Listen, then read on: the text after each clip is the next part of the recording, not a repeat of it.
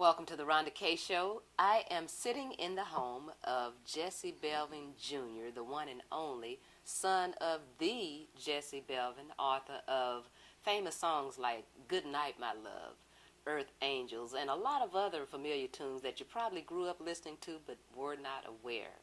We've got a special treat for you today. Welcome to the show, Jesse. Thank you, Rhonda. I appreciate you having me. Well, like you certainly know how to dress. I see that that's one of your fortes there. Well, just trying to be neat, trying to be, right for the occasion. Yeah, so we were sitting chit-chatting the other day in your home, and I was not aware of all of the talent and things that your father actually brought to the music. It was literally an eye-opening education for me, the kinds of music that or the songs that he wrote. Right. And we grew up listening to that kind of music in my home. My mom used to listen to it, but we never thought about, who wrote it. When you hear a song, you mostly think of an artist, and you associate the artist who's actually singing that song and not the writer who actually wrote the song. Right. Well, so many songs he wrote, and early on in his career, he didn't get credit for them because he was trying to get started in the music industry. Okay. And he sold a lot of music outright. He gave a lot of music away to friends that were also trying to make it in the business. Okay. And for instance, Earth Angel, few people knew that he wrote Earth Angel because he didn't actually sing it. Right. The Penguins sang it. Right, and that's a very popular song. Right, very, very popular song. In fact, it's listed as one of the first crossover songs that attracted both the black and the white audience. Okay. So it's a very big song. It's also been used in several motion pictures. Right. Well, we're going to talk a little bit more about that when we come back, but first we're going to take a break. Okay. Good to have you. Thank you. 4, 3, 2. Welcome back. I'm talking with Jesse Belvin Jr., son of the Jesse Belvin, author of Earth Angel. Mr. Belvin, tell us, for those who don't know, who was Jesse Belvin? Well, my father was a R&B singer. I hate to put him in the category of only singing one kind of song because he was also recognized as the doo-wop king out of the greater Los Angeles area. But he, along with my mother, lost their lives in an automobile accident right at the beginning of his career, as soon as he had just signed a major contract with a major label. Okay. And after completing that album, which is known now as a collector's item, Mr. Easy, he and my mom were on tour promoting the album, and they had an automobile accident, and they lost their lives. Tell us how he was discovered. Well, he was discovered, first of all, he was singing all over Los Angeles and the outskirts. Anyone that had anything to do with music at the time, he was right there with them, actually performing music. But I think he first got his most recognition because he was the lead singer for the Big J McNeely band. Wow. When he was a minor, he was 16 years old. I remember my grandmother having to sign for him to actually be able to be a part of that band because they were a traveling band. So he started young. Yes, very young. He actually started in the church. My grandmother was a church pianist extraordinaire, and that's where the music came from in all of us. She almost insisted. Well, you mentioned to me about him, he would just write songs and give them away. Talk about that for a moment. Well, he wrote songs at the drop of a hat. Bumps Blackwell, who was a very, very well-known producer at the time, I remember reading a quote from him where he said Jesse Belvin could compose hit records and snatch them right out of the air. So that's what he was famous for. I remember once my grandmother sent him to the store to get a half a gallon of milk. Yeah. The store was right on the corner. Okay. And you know how the half a gallon of milk has 4 sides. By the time he came home, which was just a few minutes, he had actually written 4 songs on the bag. Just like that. Just like that. And not only that, ran to Hollywood and turned them into money just like that. That's talent. So, that's what he did. Yeah. Now talk about the groups of people that he would perform with. Well, he sang with several groups. Like I said, he was well known for his harmony and his arranging of harmonies. And so when the doo-wop era started taking off, he was very well known for actually building doo-wop groups and running to Hollywood, getting them signed, and running back to his neighborhood, building more. He sung with the Turks. He sung with the Clicks. He sang with so many groups, and then there's so many things that he was a part of that it's not known that it was him, because he was caught up in different contracts where he wasn't supposed to be over here singing. So he'd be on this label as Jesse Belvin, and he might be James Jesse over here. So he loved music that much. He did what he had to do at the time. I got you. Yeah. Now, you mentioned earlier about your parents being killed in an automobile accident. Yes. You were very, very young at that time. Yes, so I was 4 years old when they got Tell me killed. how that affected you. Well, when I reflect back on how it affected me, I guess it had different phases of how it affected me depending on, the age I was. Gotcha. I guess first of all, the most devastating effect was one day me waking up to a house full of people, most of them strangers, but all of the adults in the house crying, and me not understanding what's wrong, but not really giving it much thought or concern, because I knew that soon my parents would be home and they'd make it all make sense. Right. But of course they never came home. Yeah, you're just a little boy at that time. Yes, I was just a little boy at that time. And then another effect right after that stage in my life was, during what they consider the wonder years, excuse me. I guess between the ages of 5 and my teen years, trying to maintain a certain image, because first of all, I'm his namesake, and everyone knew that's that singer's son, that's Jesse Belvin Jr.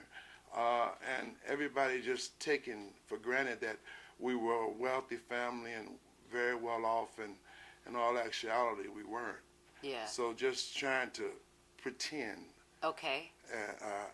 And walk in that role. Yeah. You know what I mean? Had a pretty devastating effect on me too.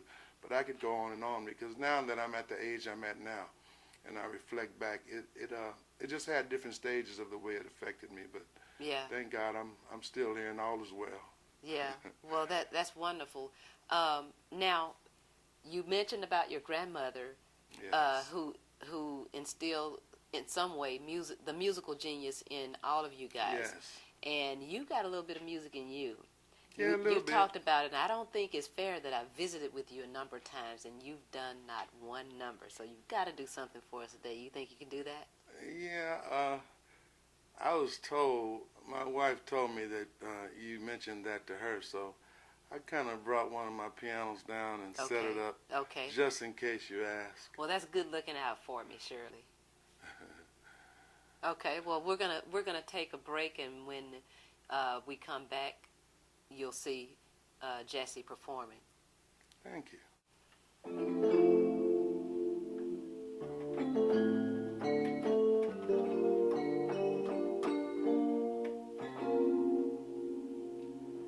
It was easy for me, girl, to run around because I thought you'd never put me down.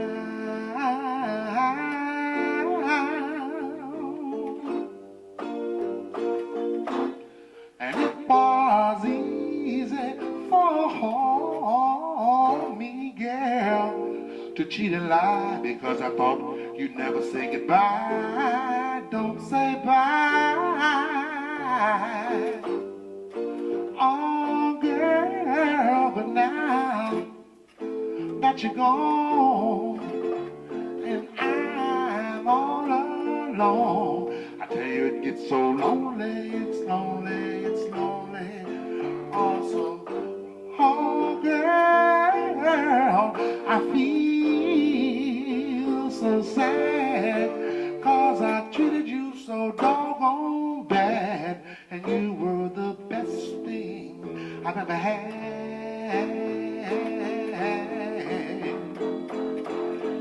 I said it's hard, hard living without you. My days are dark as night. I said it's hard, so hard living without you. Come on, and I swear I'll make things right. I'll make it easy.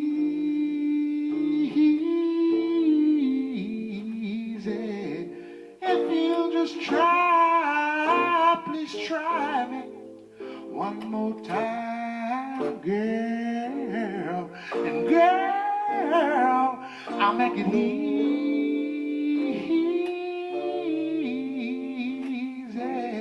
Just come on back home and say you'll be mine, oh my girl. I'll make it last.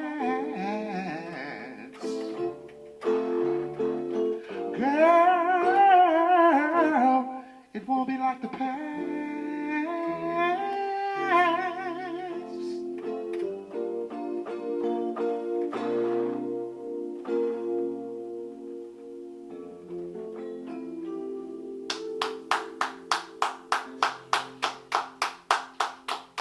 Thank you.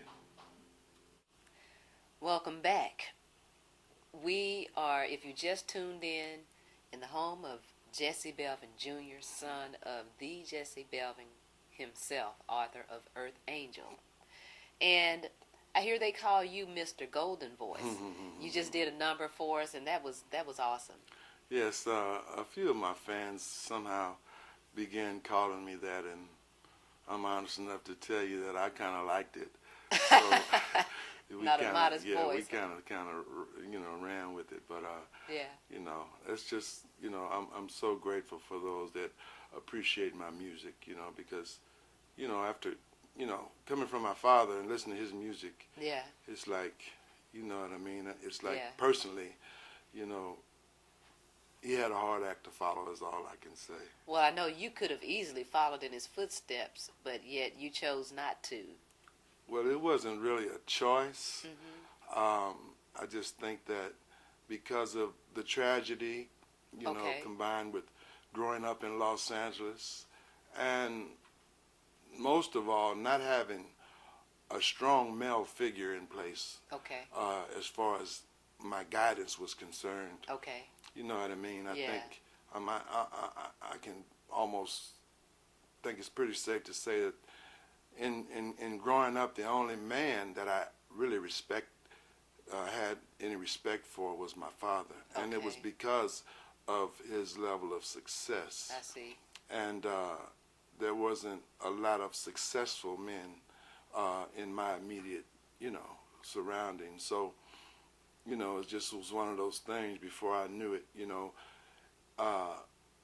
music. I had so much music in me until it came so easy that, like, Yeah. I've never had any piano lessons or Wow. any kind of voice lessons. It just was, I inherited genetically.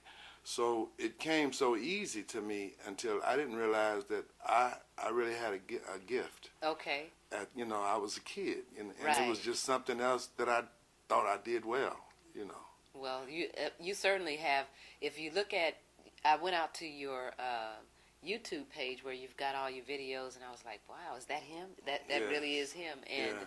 so that was my actual first time seeing you Really? perform live. Okay. And so I'll be looking forward to seeing more of you performing and Oh, yeah. concerts and things like that. Me too. Now, let's segue over into, you talked about growing up in California. Yeah. And what was it like growing up in California? I know you did some music and stuff there. Oh yeah, I sang with several groups, and like my dad, I have a very good ear for arranging harmonies. Okay. And I'm able to, put several voices together, Mm-hmm. whether it be a choir or chorus or, just a quartet or even duet. I Okay. just without an instrument present, I'm able to arrange harmonies, and I just have a lot of music in me, and I always have loved the challenge of harmony because Yeah. I try to not do just the basic barbershop harmonies that everyone does. I try I to do see. harmonies where if another singer is listening, I want that singer to actually say, how did they do that? Right, So right. And you don't see a lot of that in music. I know we've got a lot of computer generated stuff. exactly, And, exactly. I can remember growing up forming what I called a band called Daddy's Girls. You know, everybody wanted to have a band back then. Little did they know the work that goes into it. But, Oh, you know, as yes. kids, Oh, you yes. dream, and everybody wanted to be successful, whether it was an Famous. athlete, yeah, Yes. a movie star, you know, that sort Exactly. of thing. And so you saw a Exactly. lot of bands, and a lot of people didn't make it. That's right. You know, That's right. talk about some of the bands that you've had. Well, like I said, I had several singing groups. I also sang with Barbara Streisand at her Timeless tour. Wow. At the Staples Center in Los Angeles. Okay. I did several shows with the Doo-Wop show. Okay. They would always contact me and hire me to come and do a song or two. Mostly, of course, my father's material. And they'd have me sing Goodnight My Love to close their shows. I did a lot of work with Don Julian of the Larks and the Metal Larks. Wow. He was a dear friend of my father's who actually would come and get me, and we'd try to work on writing songs together. And he was still one person that was always active and performing. He always had a show to do. He was well known for that doo-wop era, and he was always more than happy to come and get me and take me and hire me. Wow. And now you brought some memorabilia to Oh, share yes, I with did. us. I sure did. I brought some things out of my memorabilia room. Most of my father's, some of his awards and certificates. This here Okay. is a citation of achievement presented to him by BMI for Earth Angel in recognition of the great national popularity as measured by over 2 million broadcasted performances. Wow. So I was very happy. That's an to get achievement, that. yeah. Oh, yes. I'm sure you're proud of this one. Oh, most proud of it. And this one, this next one that I want to share with you, this is, of course, where he was nominated for a Grammy for his song, Guess Who, that he actually sang, a song that was written by my mother. This song was actually a letter that my mother sent to my father when he was doing his tour in the service. Okay. And the next time she seen her letter, of course, it was in the form of a song. And that song was nominated for a Grammy in 1959. And that was just a personal letter that was turned into a song. That she wrote him that Okay. he put music to. Wow. This was an award given to him. A tribute was given to him by his high school, his alma mater, which was Jefferson High School in Los Angeles. And his class gave him this tribute, and of course they had me come and sing at that. And I just love what it says. It says, do not follow where the path leads, rather go where there is no path and leave a trail. Hey. And like it says, a tribute to Jesse Belvin, innovator, pioneer, trailblazer of early rhythm and blues. Wow. So those are just a couple of things. This is a flyer from one of the things that I was doing in California. One of my gospel singing groups I had built called the Sons of Salvation. Okay. We sung all over California in the Bay Area. This is, of course, a group that my wife was a part of, a woman singing group. Okay. And they were God's anointed angels. And, of course, we had most fun singing praises unto God. Oh, wow. Yes. I'm sure you did. Oh, yes, we did. And I also brought here to share some of my father's albums that, of course, were very big albums. Just Jesse Belvin, that was on RCA. Right. An album called But Not Forgotten. Very big album. Okay. that most of the stuff on this album was done by the Clicks, which was a duet, my father and Eugene Church. Of course, Eugene Church was famous for his hit song, Pretty Girls Everywhere. Okay. Some of you might be old enough to remember that one. And here, the unforgettable Jesse Belvin. And this is just a few that I put in these frames because they were in album form. And, of course, you know how long it's been since we've had albums. And I was trying to somehow preserve them. But of course. There are several CDs in the stores as we speak that have been released and re-released with his music on it. This is a book that was done by a very famous disc jockey from Los Angeles named Tom Reed. Okay. The name of this book is The Black Music History of Los Angeles, Its Roots. And it says it's a classical pictorial history of black music in Los Angeles from the 1920s through the 1970s. And this is one of my favorite pieces of memorabilia that I have regarding my father, because in that book, Marty Page, who was a famous producer, arranger at that time, was working with Nat King Cole at the time that RCA signed my father. Right. And they contacted Marty Page because they wanted him to produce and arrange my father's very important first RCA release. Okay. Which he honored them and went over there and worked with my dad.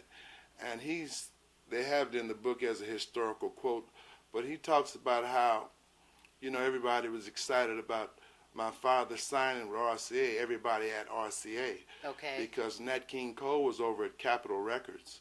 And the way it was worded in the book that just made me almost blush, it said that when RCA signed Jesse Belvin, they knew they had found the answer to Capitol and Cole. Wow. So to think that, you know, he was looked upon to actually compete with Nat King Cole for record sales and recognition, I think is a pretty bold statement. Now, you also told me about prior to his death, he was right up there with Elvis Presley as far as having contracts and things. He would have gotten to do movies and things like that before his life ended. Right. Well, the thing was, he had been, you know, screwed around by so many of the smaller companies. Okay. And they had him entangled in different contracts that he couldn't get out of. Okay. Until when RCA became aware of him. By this time, my mother, of course, who was his manager at the time, I guess, you know, looking at it from the way I know his history, it's almost like she was the only one he could trust by this time. Right. And she had read and went over so many contracts where everyone involved made money except him, until when she sat in the meeting with him at RCA when they were about to sign him, she wanted to see. They you know how they say timing is everything. Timing is. They happened to have had a young kid there that they had just signed by the name of Elvis. Okay. And my mother was wise enough to ask them, or almost pretty much demand, to see Elvis' contract. Okay. And because she seen how well they were doing by him. Okay. And by the time the smoke cleared, my father's contract entailed LPs and motion pictures.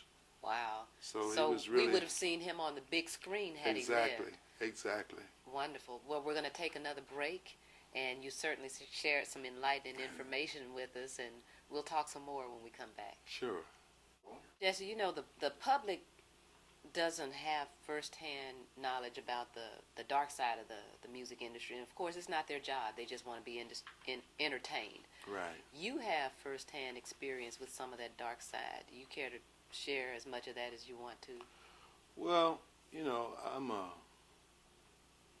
more than happy to share, because I'm in agreement with you that they only see one side of it, and I mean, but it has really been a tug of war me regaining the rights to a lot of his music. I thank God that my mother was wise in her early age. My parents were young when they lost their lives in that car. Mm-hmm. My father was 27 and my mother was 25 years old. Right. I was 4 years old. My brother was 18 months old. Okay. So I really thank God that my mother was wise far beyond her years, because already she had begun putting songs in me and my brother's name, Yeah. having them published under our name. That was smart. I don't know. I guess woman's intuition. Could be. I don't know what it was, but I thank God for whatever it was, because due to that and that being in place, we got a lot of royalties that we wouldn't have otherwise gotten. Mm-hmm. Earth Angel is another story that a lot of people, there have been several stories told about Earth Angel, Okay. but I like to share a little truth about Earth Angel. Okay. My father wrote Earth Angel, and Earth Angel was one of several songs that was in the piano stool at my grandmother's house when my father was drafted into the service. Many of those songs were stolen out of the piano stool. My grandmother would still let guys that he was working with singing come and have access to the piano because it was the only piano in the neighborhood. And she didn't give it much thought. She surely didn't think there could be any harm done. Of course. Well, they stole several of my dad's songs and, of course, claimed ownership. But Earth Angel happened to be one of the songs that really did well. And my father was given a leave to come home from the service in 1957, where he was in a court battle with the people that had stolen his song. A court ruled in his favor and gave him 100% ownership. In fact, it's worded in the court paperwork as Jesse Belvin, 100% sole composer of the hit composition Earth Angel. Gotcha. But unfortunately, that was in 1957 that the court awarded him the rights to his song. And in 1960, when they lost their lives, that song still hadn't changed hands. He still hadn't gotten his song back. And from things shared with me from with my grandmother, by my grandmother and different people that were relatives and people that were close to the family at the time, there was actually pretty much a battle in the streets about that song. I see. I've always been curious as to whether or not that song cost my parents their lives. Okay. But getting back to the question, I went back into a court in the 1990s after I got my hands on the paperwork from my father's court hearing.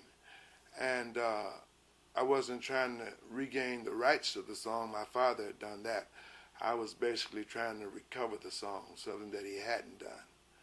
And a court ruled in my favor, my brother and I regained the rights to the song in the 1990s. Okay. And there's still some ongoing litigation about the song, so I won't go, in any great detail, but I will say Understood.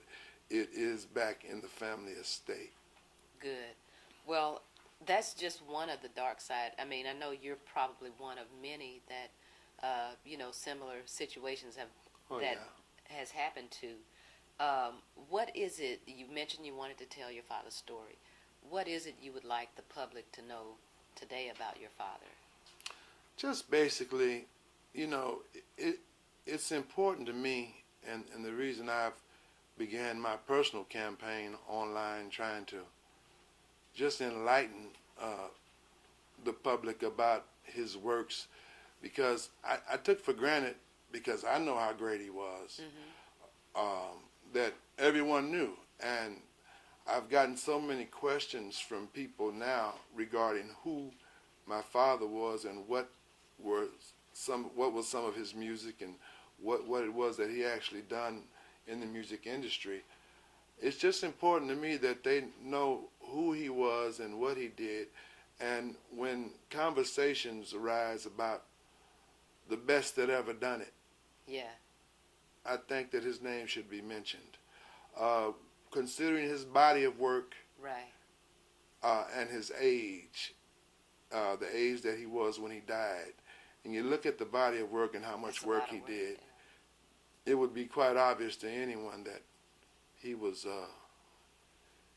in the pocket with his music. Who knows what all he might have accomplished had he still been alive Exactly. today. I have on my MySpace page, I have a video with Stevie Wonder being interviewed, and they're actually, the guy that's interviewing him is talking about Ray Charles and, you know, his great works. And somehow, for some reason, in the middle of that conversation, Stevie stops the guy Yeah. and says, well, my greatest singer of all time is a guy by the name of Jesse Belvin.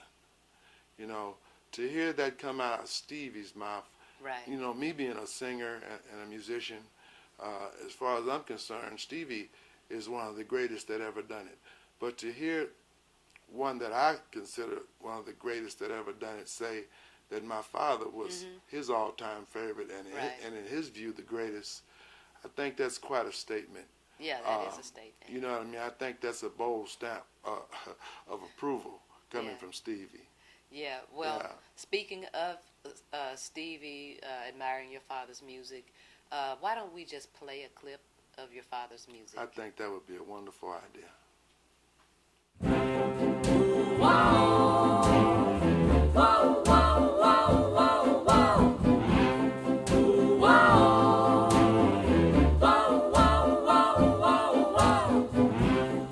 Good night, my love. Pleasant dreams and sleep tight, my love. May tomorrow be sunny and bright and bring you closer to me. Before you go, there's just one thing I'd like to know. Is your love still warm for me? Or has it grown cold?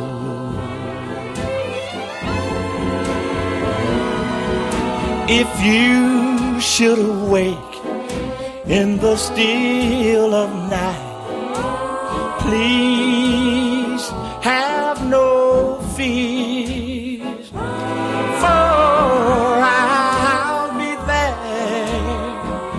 You know I care. Please give your love to me, dear, only. Good night, my love.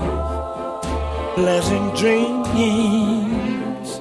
Sleep tight, my love. May tomorrow be sunny and bright and bring you closer to me.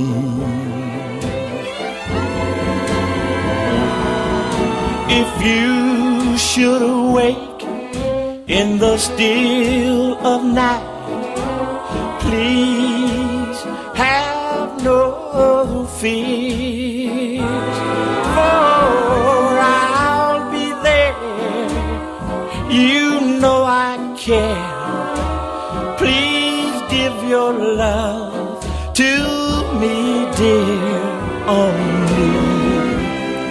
Good night, my love. Pleasant dreams and sleep tight, my love. May tomorrow be sunny and bright and bring you closer to me. Good night.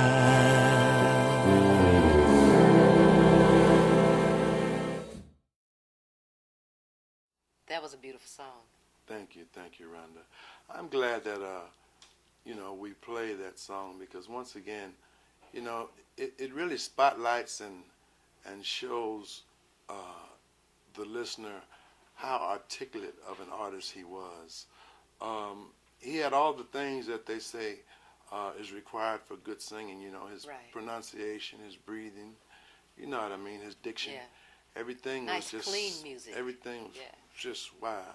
I just love it. I mean, I've been listening to it all my life, and I still look forward to hearing it every time it's about to be played. Any of his music. Yeah. All of it was good music. Yeah. In my generation, raising kids. Yes. I have an 18 and a 20-year-old. Do you? Yeah. And I've had to censor their music, you know, what they Yes, listen to. Right. But in listening to, and you let me listen to a lot of his music the night we came Right. out to visit you guys, Right. and it was all clean. It's Yes. stuff you can, It's you know, you can let classic. your kids listen to it It's and classic and it's not timeless. worry about what they're actually listening to. Yes, you know? it's timeless. Yes.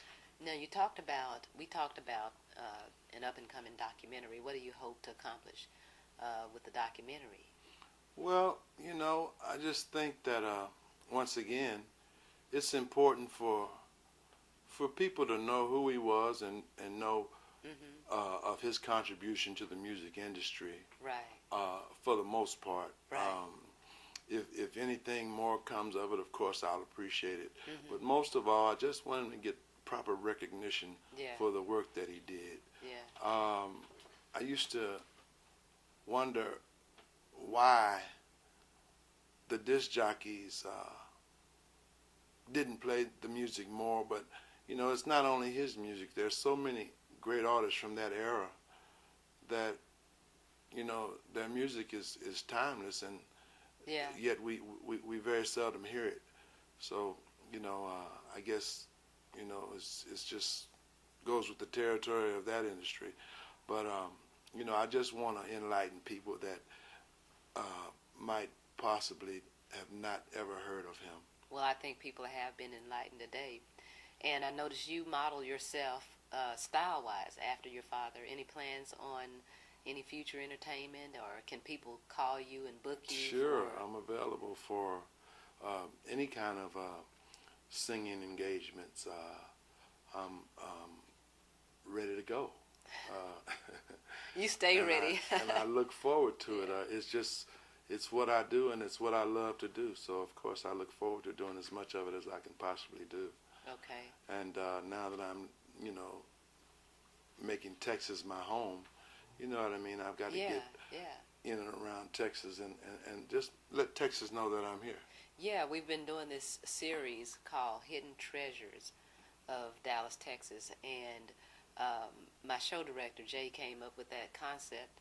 And you certainly fall into the category I was of going to one ask of you, Dallas's. can I be one? You certainly are already one of Dallas's hidden treasures. Thank because you. you're right here in Thank you. our backyard, Mr. Thank you. Jesse Belvin Jr. himself. I'm excited about being one of Dallas's hidden treasures.